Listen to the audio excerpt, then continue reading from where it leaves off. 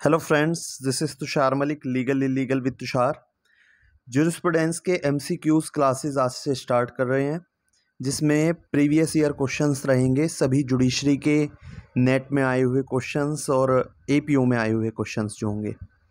तो ज्यूरिस्प्रूडेंस हमारा सबसे पहला सब्जेक्ट रहेगा। इसके ऊपर हम सभी इम्पोर्टेंट क्वेश्चंस पढ़ेंगे, एमसीक्यूज। और यूपी में केवल प्री में ही आता है ज्यूरिस्प्रूडेंस, तो उसके लिए उस पर मेनली टारगेट रहेगा। बाकी अदर एग्ज़ाम्स में भी ये आपके बहुत काम आने वाला है। तो मेरा इंट्रोडक्शन है, my name is Tushar Malik, BLLB मैंने हूँ और टीचिंग एक्सपीरियंस मेरा ऑनलाइन एंड ऑफलाइन दोनों है।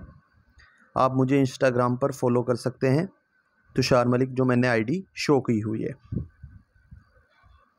तो हम विधि शास्त्र, जो हमारा ज्यूरिस्प्रूडेंस सब्जेक्ट है, इसके एमसीक्यूज क्वेश्चन लेंगे, जिसके ऊपर मैं आपको थ्योरी भी देता रहूँगा, एक्सप्लेन करता रहूँगा। तो हमारा फर्स्ट क्वेश्चन है कि विधि शास्त्र मानवीय एवं दैहिक चीज़ों का ज्ञान है, न्याय व अन्याय का विज्ञान है। यह कथन किसका है? तो ये जो परिभाषा है विधि शास्त्र की, ये किसने दी है? तो ये दी है, ऑप्शन नंबर सी इसका बिल्कुल करेक्ट आंसर हो जाता है, अल्पियन। अल्पियन ने ये परिभाषा दी है कि विधि शास्त्र मानवीय एवं दैहिक चीज़ों का ज्ञान है, न्याय और अन्याय का विज्ञान है। अल्पियन की यह परिभाषा विधि शास्त्र की आदर्शवादी परिभाषा की श्रेणी में मानी जाती है।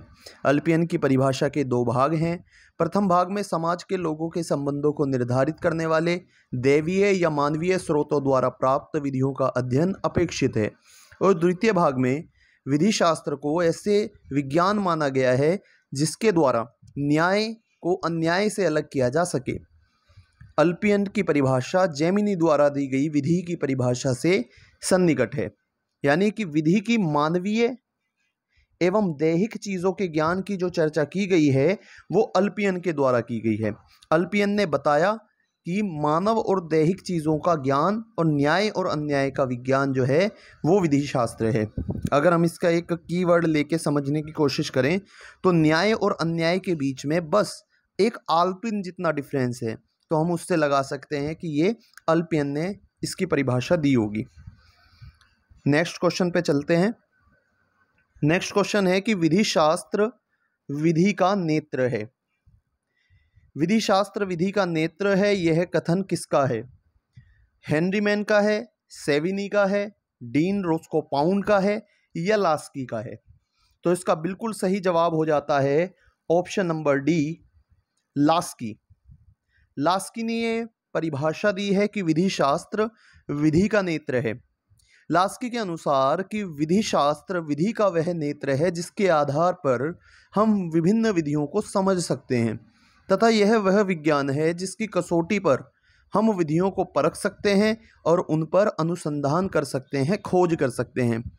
तो ये विधि शास्त्र की एक प्रमुख परिभाषाओं में से है जिसमें विधि के महत्व को बताया गया है लास्की के द्वारा।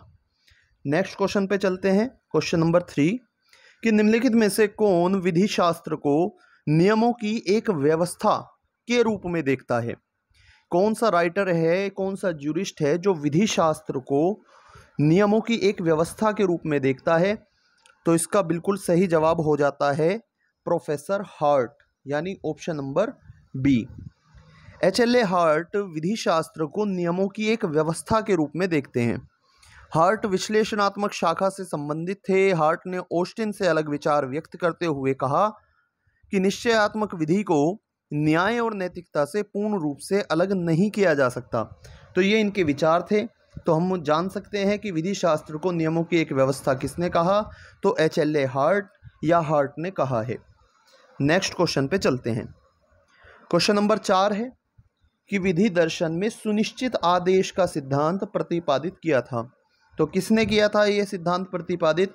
तो इसका बिल्कुल सही जवाब हो जाता है option number C, Immanuel Kant के द्वारा सुनिश्चित आदेश का सिद्धांत प्रतिपादित किया गया था। ये PYQs हैं, बड़े इंपॉर्टेंट है, कुछ चीज़ें समझने लायक होती हैं। ये केवल है कि सुनिश्चित आदेश का सिद्धांत किसने कहा? तो इमैनुअल कांट इसका बिल्कुल सही जवाब हो जाता है। नेक्स्ट, किसने विधि शास्त्र को अधिवक्ताओं की बहिर्मुखता कहा है? अधिवक्ताओं की बहिर्मुखता कहा है, विधि शास्त्र विधिवेत्ता की बाह्यदर्शिता है। इस तरह की बात जो कही गई है वो कही गई है जूलियस स्टोन के द्वारा। स्टोन ने अधिवक्ताओं के ऊपर चर्चा की है और बताया है अपने legal system and lawyers reasoning पुस्तक में। The province and function of law भी इन्हीं की पुस्तक है जिसमें इस तरह की बातों का वर्णन किया गया है। नेक्स्ट क्वेश्चन पे चलते हैं। वकीलों का कार्य शब्दों से है, ये उसकी कला के लिए कच्चा माल है। ये किसने कहा कि वकीलों का कार्य शब्दों से है, ये उसकी कला के लिए कच्चा माल है? ये क्या, यहाँ पर ये का मतलब है विधि शास्त्र, है ना, जूरिस्प्रूडेंस को यहाँ पर बताया गया है। ये बता रहे हैं कि किसने एक्सप्लेन किया कि वकीलों का कार्य शब्दों से है, ये उसकी कला के लिए कच्चा माल है, यानी विधि शास्त्र वकीलों के लिए कच्चा माल है, उसे समझने के लिए, उसे जानने के लिए। तो ये वाली बात भी हमारी कही गई है जूलियस स्टोन के ही द्वारा। वकीलों को, अधिवक्ताओं को चर्चा की गई है किसके द्वारा? तो वो जूलियस स्टोन ने इन पर चर्चा की है। नेक्स्ट क्वेश्चन पे आते हैं। The province and function of law, very important book है और अभी हमने पढ़ा भी है। ये किसकी है? क्या हार्ट की है, केल्सन की है, पाउंड की है, या फिर जूलियस स्टोन की ही है? बिल्कुल सही आंसर है option number D, Julius Stone. Julius Stone ने ही the province and function of law, जो जूरिस्प्रूडेंस की एक इम्पोर्टेंट बुक है, उसे लिखा है। तो इसका बिल्कुल सही जवाब हो जाता है option number D, stone. Question number 8 पर आते हैं कि विधि अनिश्चित है और विधि की निश्चितता एक विधिक कपोल कल्पना है। ये किसका कथन है? वेरी इंपॉर्टेंट क्वेश्चन है, प्रीवियस ईयर में आए हुए हैं। उत्तर प्रदेश सिविल जज 2012 का ये क्वेश्चन है कि विधि अनिश्चित है और विधि की निश्चितता एक विधिक कपोल कल्पना है। तो इसका बिल्कुल सही जवाब हो जाता है जेरोम फ्रैंक, यानी ऑप्शन नंबर ए इसका बिल्कुल सही जवाब यहाँ पर हो जाता है। ऑप्शन नंबर ए बिल्कुल सही आंसर है। इसके बाद क्वेश्चन नंबर 9 पर आते हैं कि विधि शास्त्र विधि के आवश्यक सिद्धांतों का वैज्ञानिक संश्लेषण है। हमें कीवर्ड समझ लेने हैं। इस परिभाषा का कीवर्ड है वैज्ञानिक संश्लेषण, यानी कि विधि शास्त्र को वैज्ञानिक संश्लेषण किसने कहा है, या विधि के सिद्धांतों का वैज्ञानिक संश्लेषण किसने कहा? तो इसका बिल्कुल सही जवाब हो जाता है ऑप्शन नंबर डी, एलन ने। जो एलन राइटर हैं उन्होंने वैज्ञानिक संश्लेषण कहा विधि शास्त्र को। एक बार थ्योरी पढ़ देता हूं कि उपयुक्त कथन विश्लेषणात्मक विचारधारा के विधि शास्त्री एलन का है। मैं यही आपको बताना चाह रहा था कि ये किस जूरिस्प्रूडेंस के किस स्कूल से हैं। तो ये हमारे विश्लेषणात्मक शाखा से ही हैं, जिससे ऑस्टिन भी हैं, बेंथम भी हैं और एलन भी हैं। इसके बाद देखते हैं क्वेश्चन नंबर 10, विधि से क्या अभिप्राय है? विधि से अभिप्राय है, तो क्या अभिप्राय है विधि से? ये जानते हैं कि विधि क्या है। क्या राज्य का संपूर्ण विधि विधान ही विधि हो जाती है, या कोई विशिष्ट कानून, नैतिकता के नियम, या प्राकृतिक न्याय के नियम? तो प्राकृतिक न्याय के नियम भी विधि है, नैतिकता भी विधि में आ जाती है कुछ क्षेत्रों में, और कोई विशिष्ट कानून भी आता है। इसका मतलब कि राज्य से संबंधित संपूर्ण विधि विधान ही विधि के समक्ष आ जाते हैं। ठीक है ना। वैसे तो हमारे कॉन्स्टिट्यूशन में आर्टिकल नंबर 13 में भी मेंशन किया गया है कि कौन कौन सी चीज़ें विधि में आ जाती हैं, उसमें बताई गई हैं, जैसे कोई नियम, अधिनियम, तो वो सारी चीज़ें हैं। इसके बाद क्वेश्चन देखते हैं, क्वेश्चन नंबर 11, सामाजिक संविदा के सिद्धांत का प्रतिपादन किसने किया था? यानी सोशल कॉन्ट्रैक्ट थ्योरी जब हम पढ़ते हैं, सोशल कॉन्ट्रैक्ट थ्योरी उसकी शुरुआत किसने की? अगर आप लॉक को देखेंगे, रूसो को देखेंगे, प्लेटो को देखेंगे, तो आप देखेंगे कि इन्होंने भी सोशल कॉन्ट्रैक्ट थ्योरी का अनुसरण किया है। लेकिन उसकी शुरुआत किससे हुई? तो वो ग्रोशियस से हुई है। ग्रोशियस इसका बिल्कुल सही जवाब यहाँ पर हो जाता है। अंतर्राष्ट्रीय कानून के जन्मदाता हॉलैंड के विधिवेत्ता ह्यूगो ग्रोशियस ने राज्य एवं जनता के मध्य बढ़ते विरोध को शांत करने के लिए सामाजिक संविदा सिद्धांत यानी सोशल कॉन्ट्रैक्ट थ्योरी का सर्वप्रथम प्रतिपादन किया। हॉब्स, लॉक और रूसे ने सामाजिक संहिता सिद्धांत का विवेचन किया। ये वाली बात लिखी हुई है। इसके बाद क्वेश्चन नंबर 12 पे आते हैं कि नैसर्गिक विधि की आधारशिला किसने रखी थी। नैसर्गिक विधि का मतलब है प्राकृतिक विधि, यानी नेचुरल लॉ ऑफ स्कूल, है ना, जूरिस्प्रूडेंस का जो नेचुरल स्कूल है, इसकी शुरुआत किसने की है। तो अरस्तु किससे हैं, तो ये भी नेचुरल स्कूल से हैं। ऑस्टिन किससे हैं, ये एनालिटिकल स्कूल से हैं, यानी ऑस्टिन तो इसका आंसर होने ही नहीं वाला। हम इस तरह से भी पढ़ के देख सकते हैं ऑप्शन वाले को कि ऑस्टिन तो भैया एनालिटिकल स्कूल से है, तो वो नैसर्गिक विधि से तो संबंधित होगा ही नहीं। हॉब्स ये भी आपके नैसर्गिक विधि से, यानी ऑस्टिन तो नहीं आंसर, तो हेराक्लिटस और अरस्तु और हॉब्स में ही होगा। तो बिल्कुल सही जवाब है हेराक्लिटस। पुराना नाम लग रहा है तो पता लग रहा है कि आधारशिला हेराक्लिटस ने ही रखी होगी। ठीक है, इसके बाद आगे चलते हैं और क्वेश्चन नंबर 13 पर आते हैं। क्वेश्चन नंबर 13 बताता है कि कौन से विधि शास्त्री प्राकृतिक विधि से संबंधित नहीं हैं।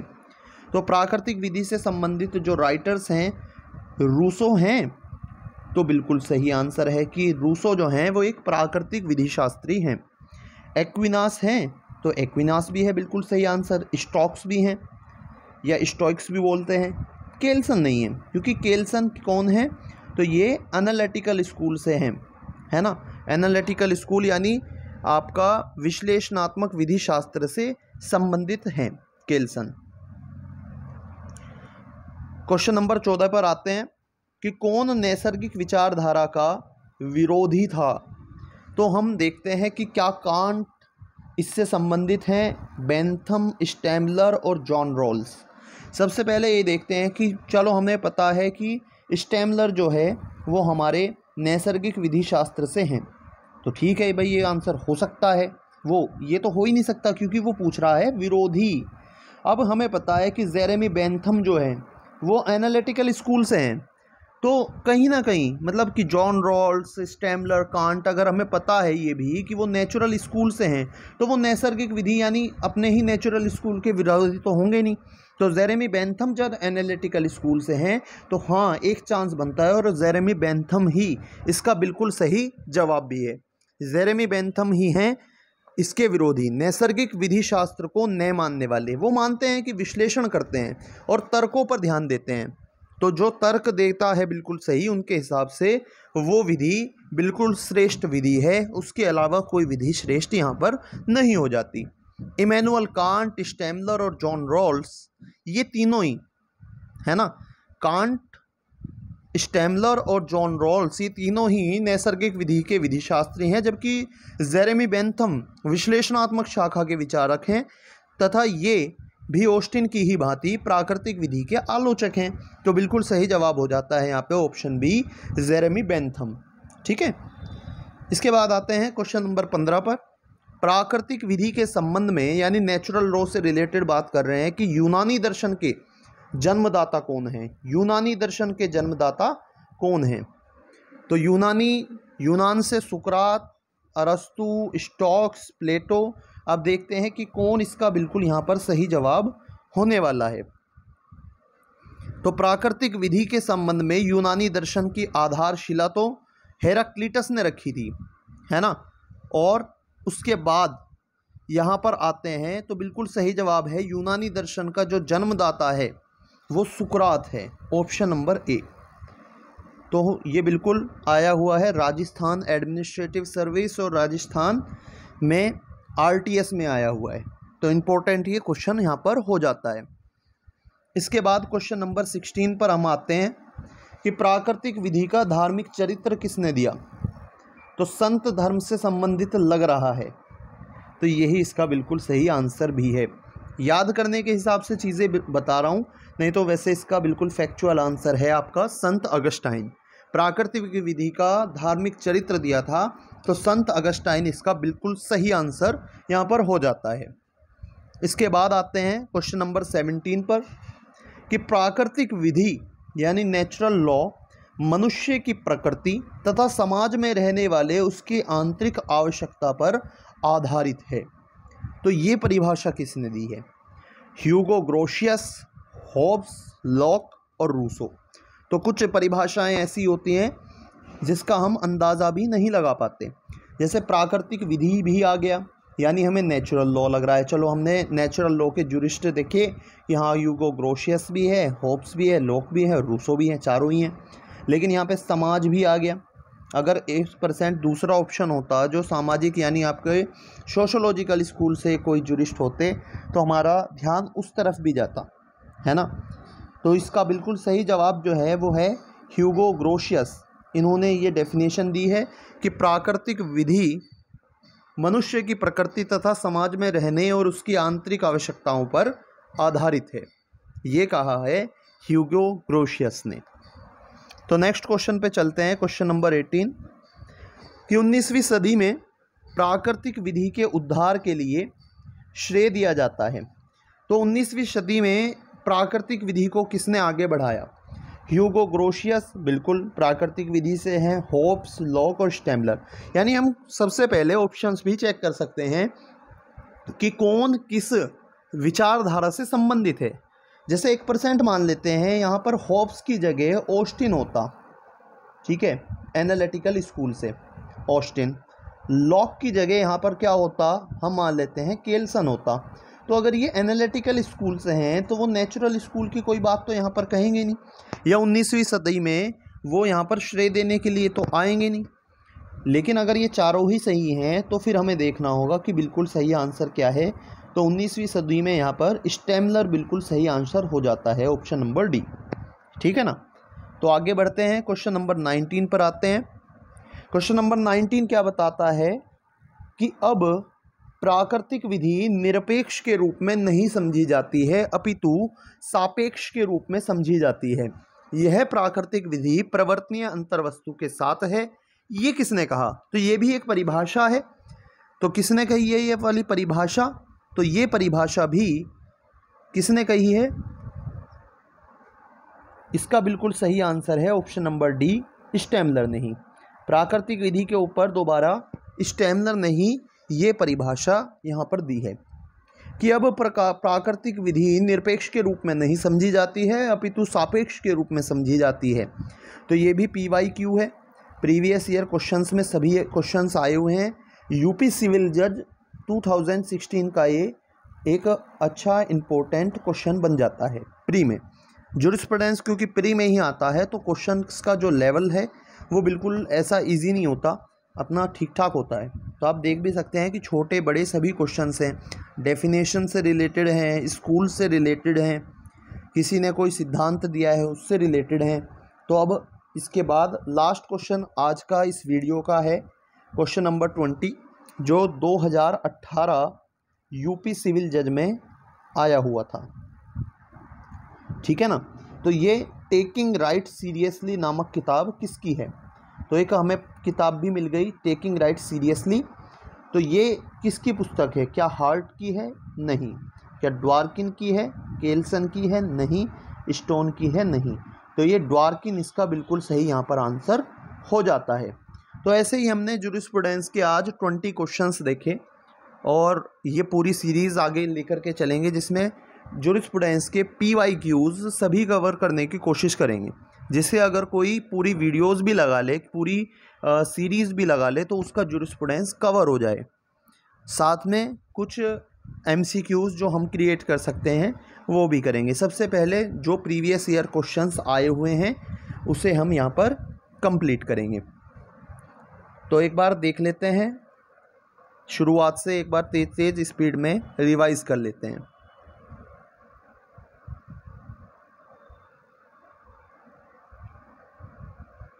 ठीक है, तो ज्यूरिस्प्रूडेंस की हमारी पहली क्लास है। मेरा इंट्रोडक्शन आपको मिल गया है और आप मुझे फॉलो कर सकते हैं इंस्टाग्राम पर, यूट्यूब चैनल पर तो आप आ ही गए हैं। तो पहला क्वेश्चन था कि विधि शास्त्र मानवीय एवं दैहिक चीज़ों का ज्ञान है, न्याय और अन्याय का ज्ञान है, ये अल्पियन ने कहा। सेकंड क्वेश्चन पे आया विधि शास्त्र विधि का नेत्र है, तो ये लास्की ने कहा। इसके बाद है कि विधि शास्त्र को नियमों की व्यवस्था किसने कहा? तो HLA हार्ट या हार्ट ने कहा। सुनिश्चित आदेश का सिद्धांत इमैनुअल कांट ने दिया है। इसके बाद अधिवक्ताओं की बहिर्मुखता, वेरी इंपॉर्टेंट ये क्वेश्चन हो जाता है, ये जूलियस स्टोन ने दिया है। इसके बाद वकीलों का कार्य शब्दों से है, तो वकील, अधिवक्ता, इनके ऊपर चर्चा की है जूलियस स्टोन ने ही। इसके बाद the province and function of law, तो हमारी एक पहली किताब ये भी हमें मिली आज कि the province and function of law, very important हो जाता है क्वेश्चन, तो ये स्टोन की है। इसके बाद है कि विधि अनिश्चित और विधि की निश्चितता एक विधिक कपोल कल्पना है, तो जेरोम फ्रैंक इसके बिल्कुल सही आंसर यहाँ पर हो जाता है।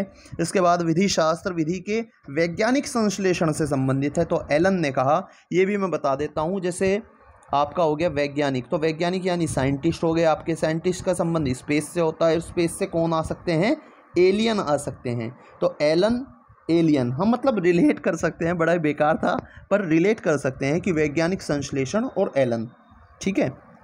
इसके बाद विधि से अभिप्राय है, तो राज्य का संपूर्ण विधि विधान, ये बिल्कुल ठीक हो गया। इसके बाद सोशल कॉन्ट्रैक्ट थ्योरी का स्टार्ट किसने किया, तो ग्रोशियस इसका बिल्कुल सही आंसर हो जाता है। इसके बाद नैसर्गिक विधि की आधारशिला हेराक्लिटस, यानी पुराना सा ही नाम आपको देखने को मिलेगा। इसके बाद विधि शास्त्री कौन से हैं कि वो प्राकृतिक विधि से संबंधित नहीं है, तो आंसर आ जाता है केल्सन। इसकी भी मैं आपको पूरी एक लिस्ट से एक दिन वही क्लास रहेगी कि कौन किस स्कूल से रिलेटेड है, और फिर कोई एक दिन बुक्स को ले लेंगे, एक दिन केवल डेफिनेशंस को ले लेंगे, लेकिन शुरुआत में सभी क्वेश्चन मिले जुले पढ़ेंगे तो एक कॉन्फिडेंस अलग ही आएगा। तो इसका आंसर बिल्कुल केल्सन हो जाता है। इसके बाद नैसर्गिक विधि का विरोधी था, तो बिल्कुल जेरेमी बेंथम, क्योंकि वो एनालिटिकल स्कूल से हैं। प्राकृतिक विधि के संबंध में यूनानी दर्शन का जन्मदाता कौन है, तो सुकरात बिल्कुल सही आंसर यहाँ पर हो जाता है, सॉक्रेट्स। और इसके बाद प्राकृतिक विधि का धार्मिक चरित्र दिया, तो संत अगस्टाइन, ये भी बिल्कुल सही आंसर है। इसके बाद प्राकृतिक विधि मनुष्य की प्रकृति तथा समाज में रहने और उसकी आंतरिक आवश्यकता पर आधारित है, तो यूगो ग्रोशियस जो है बिल्कुल सही आंसर यहाँ पर हो जाता है। 19वीं सदी में बढ़ावा दिया प्राकृतिक विधि को, तो ये स्टेमलर हो जाते हैं। और ये जो थोड़ी बड़ी परिभाषाएं हैं, ये तो हमें जैसे प्राकृतिक विधि है ये शब्द ले लेना है ना, और प्राकृतिक विधि अंतर्वस्तु के साथ है, तो ये स्टेमलर ने ही यहाँ पर कही है। और लास्ट क्वेश्चन कि टेकिंग राइट सीरियसली, तो ड्वार्किन जो राइटर, जो जूरिस्ट का ज़्यादा हमने नाम भी नहीं सुना, उस तरह का भी क्वेश्चन हमारा पेपर में आया है। तो टेकिंग राइट सीरियसली, तो हमें ये क्लास भी सीरियसली लेनी है और अपने टेकिंग राइट्स भी सीरियसली लेने हैं, तो ड्वार्किन बिल्कुल यहाँ पर सही जवाब हो जाता है। तो थैंक्स फॉर वाचिंग, ऐसे वीडियोस को देखते रहिए और अपना जूरिस्प्रूडेंस के साथ पहले जूरिस कंप्लीट करेंगे, बाकी सब्जेक्ट को फिर धीरे धीरे लेंगे। Thank you.